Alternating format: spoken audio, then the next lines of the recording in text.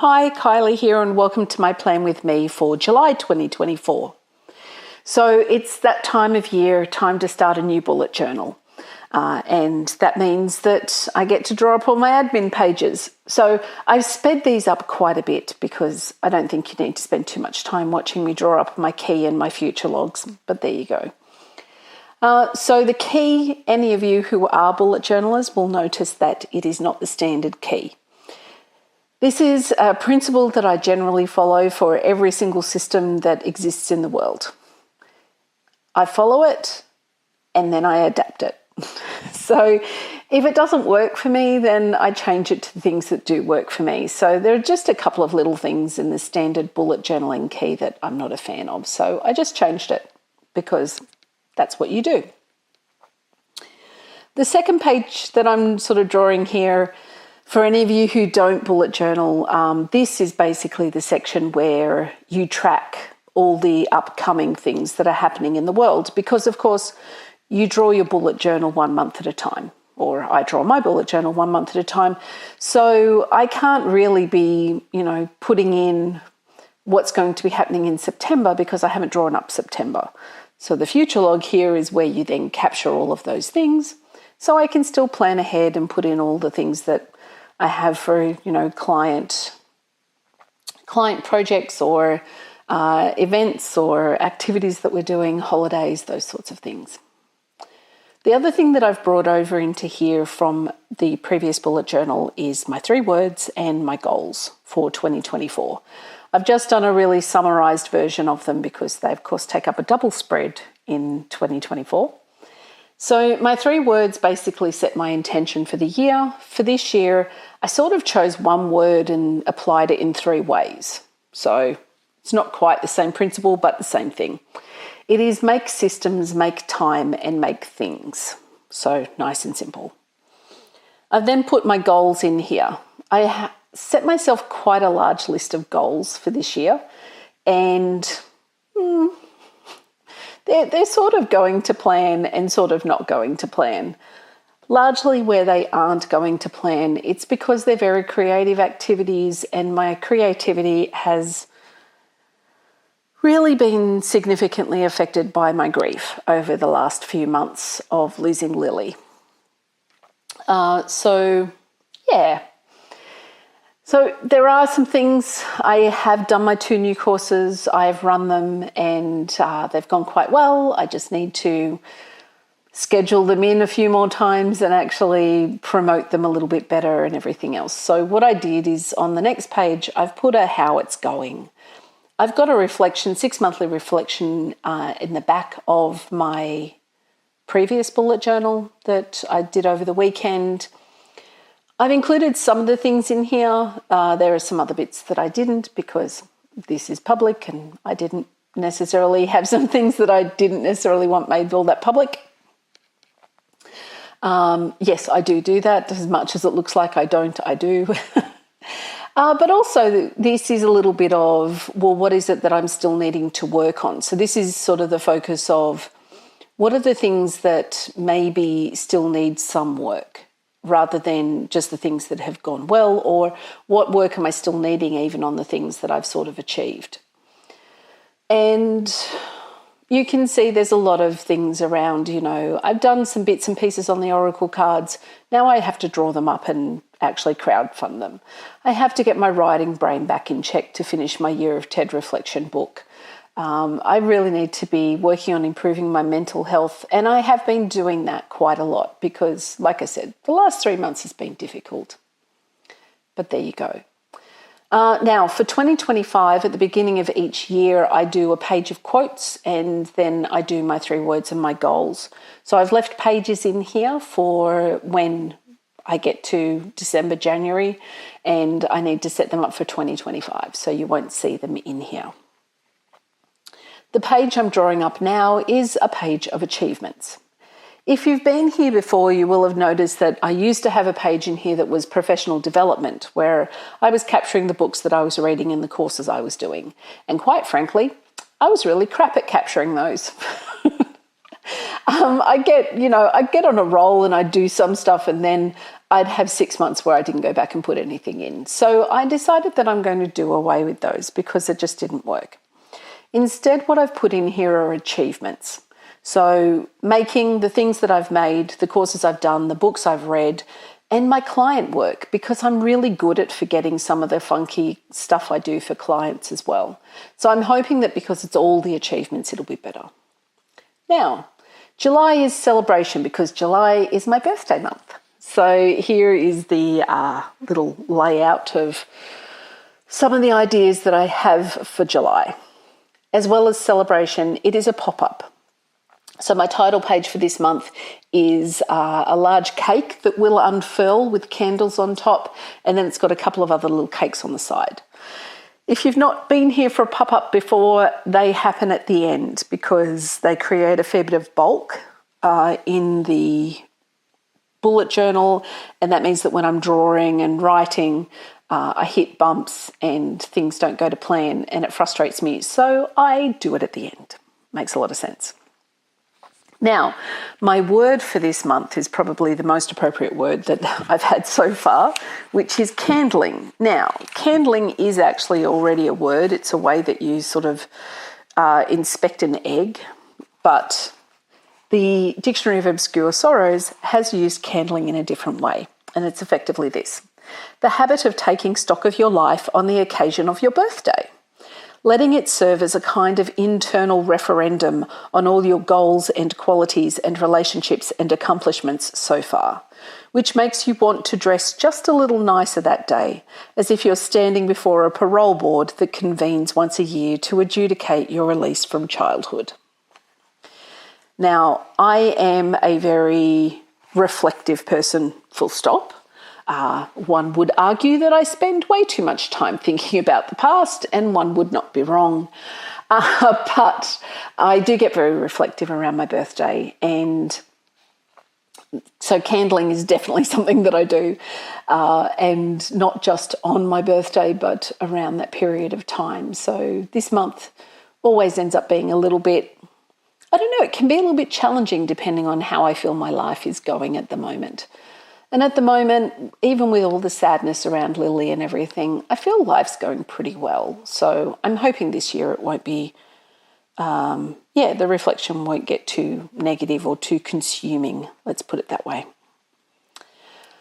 Okay, so I'm drawing up my first week. So the week beginning the 1st of July, which is today. And this one has a big bunch of balloons and then some sort of a bannery thing. It's not a banner. I forget what they're called, and my brain won't bring it to me, so that's what it is. So it's sort of like flags and some streamers and confetti saying yay. Remembering this month is celebration. So all of the drawings are going to be like that. Now, as well as being my birthday month, which is very exciting, the 1st of July, so today, is 10 years since I started freelancing. So since I gave up paid employment and started doing freelance work, which is a pretty huge achievement to do that for 10 years. Now, I will say the first couple of years took me a bit to get my stride with it all and work out how it was going to really work and everything else. So, I was doing some consulting and some other bits and pieces in there. But it took a couple of years to really find my feet. And my freelancing business has evolved a number of times throughout this 10 years. It looks very different today than it did even 4 years ago. It's very exciting to have this freelance career and to be bossless and look after these things for myself, and have been successfully doing that for a decade is, I don't know whether I thought I'd be able to do that when I left paid employment, but I'm very glad that I have been able to do that. So yes, that's a little bit exciting as well in that respect. And I think it will continue to evolve because that's who I am. It's a little bit of, my neurodivergent brain and those sorts of things that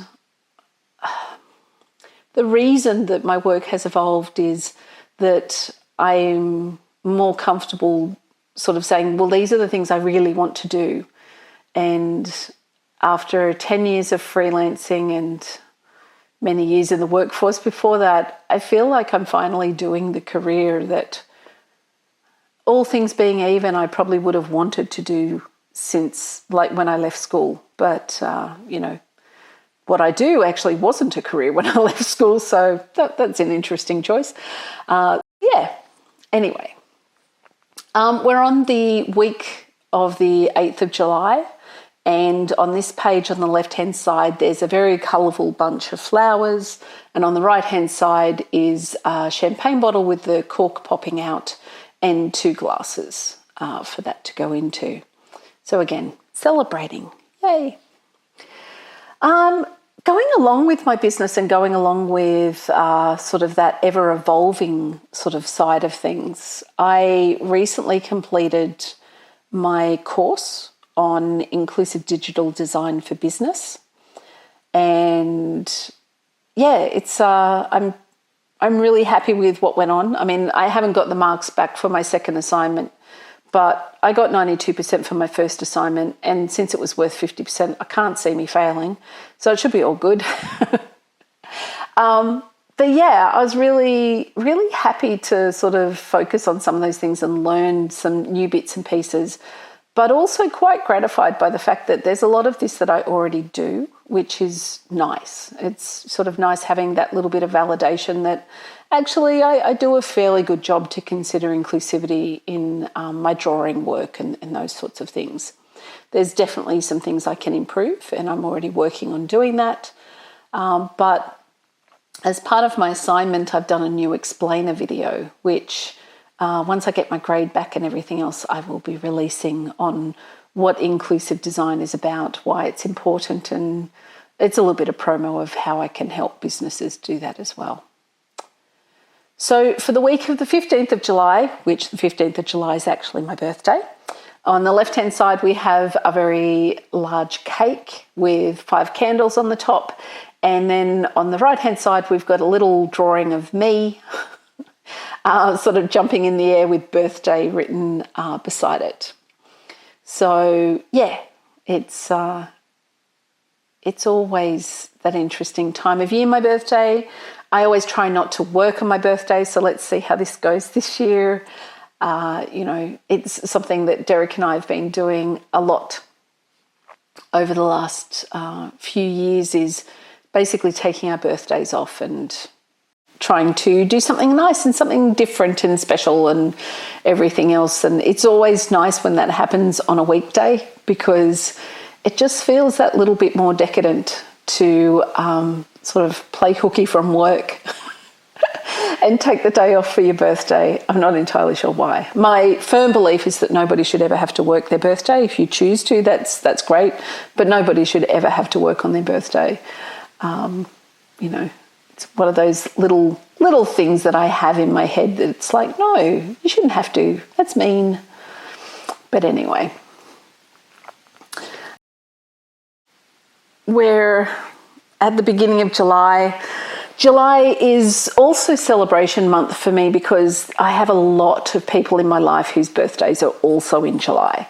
So I have a lot of sort of socializing I tend to do, and a lot of celebrating and buying presents and doing all those bits and pieces. So yeah, it's quite good. It's a very celebratory month for us.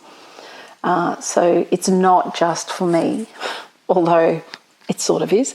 It's also for like my sister and my mum and a couple of my close friends and one of my nephews. And yeah, there's quite a lot of July birthdays in here. The week beginning 22nd of July, I've got a cake that looks more like pudding. I don't know why, but I like the shape, and it's got 3 sparklers on top of it. Sparklers are fun to draw, so that's always good. And then on the right-hand side, it's got a really large present with a person standing beside it with their hands on their cheeks, like it's a look of surprise, like, is this for me? So yeah, there you go.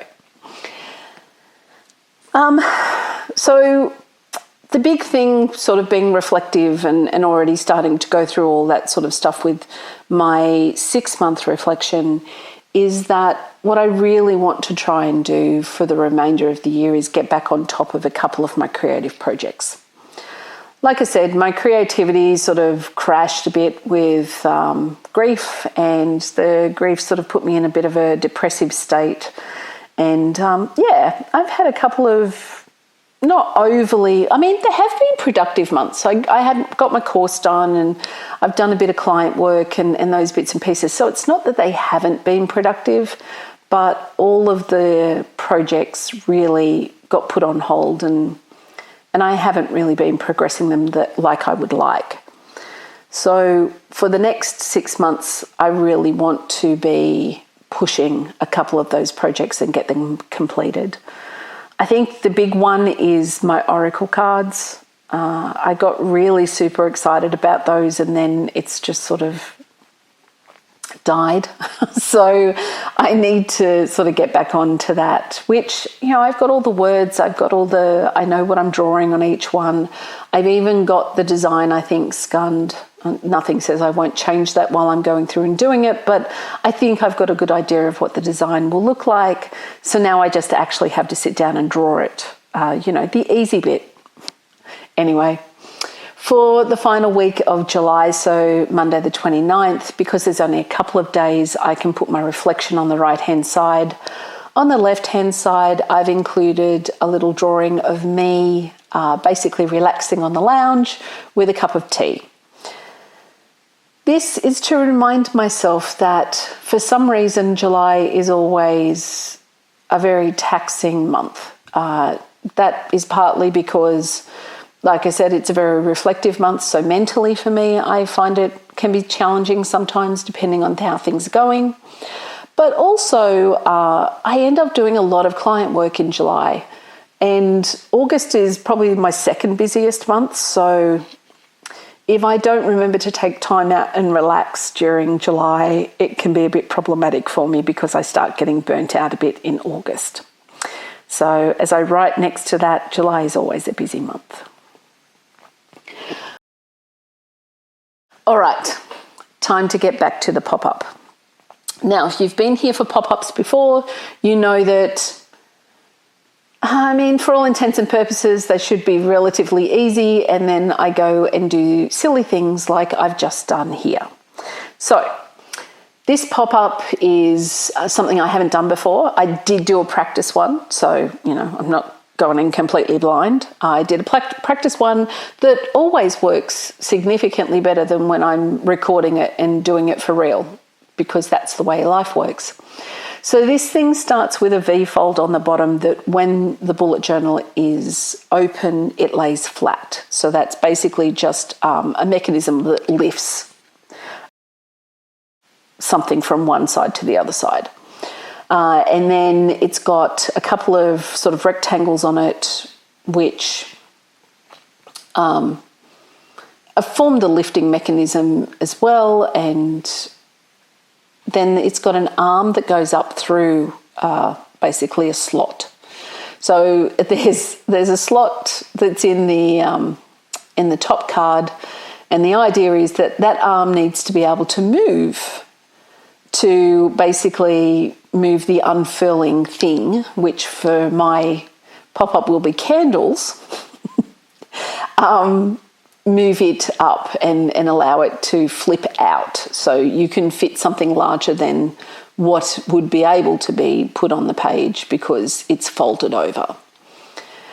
Now, if you're watching this, you'll see that this is getting very frustrating, and not only frustrating for anyone watching it, but I'm losing my mind. Pop-up mechanisms are fantastic unless you haven't sort of put enough time into thinking, what is this thing actually doing? And what this thing is doing is that arm, so that sort of craft paper arm that is moving through, needs to be able to move unobstructed. And I kept sticking the cake on so it couldn't move unobstructed, which is why I ruined the first arm and had to do a second one. This is just me not putting enough thought into it. And then because because I did it right the first time, and then when I put it in here, I don't know, I just lost my mind and forgot what I was doing. I ended up cutting off the bottom sort of part of the top tier of the cake, which means you can see more of the mechanism underneath than I wanted you to be able to see underneath. But if I cut that off the top, then the fold wouldn't be right. Look, I've learnt a lot about this sort of mechanism from doing this month. I now fully understand what the mechanism is doing and how it's working. So if I decide to do one of these again, it will work much better the next time. In the meantime, you get to watch me be frustrated, but at the same time, I'm really happy with how it turned out. It looks pretty awesome, so I'm not going to complain too much about it in the scheme of things. So what I then did was just sort of drew and painted a couple of other cakes, or sort of cupcakes on a cake stand and a cake, to just put around, to stick down and just put around the pop-up, just to give it a little bit more colour and movement in there as well. And then I went to do the flip through and realised, hang on a minute, I forgot to put a mood tracker in. Because obviously my brain was getting too focused on the pop-up and all of those bits and pieces, and forgot about the mood tracker. So now my mood tracker appears at the end of July, which makes no logical sense because it's not in with my admin pages, but it'll be fine. I'll work it out, I'm sure. So here is my bullet journal for July 2024. So with the new bullet journal pages in here, my future logs, all my goals and things I'm focusing on for the rest of the year, blank pages for 2025 when we get there, my achievements page, and then my swish pop-up. I mean, it's a pretty special little mechanism. And then the rest of the pages for the month. So thank you for being here. I hope you enjoyed July. I hope to see you back for August. Hopefully I will actually get that done by the end of July. But like I said, July could be a busy month, so who knows. Like, subscribe if you want to. And as always, I do appreciate you watching. Thank you very much. Bye.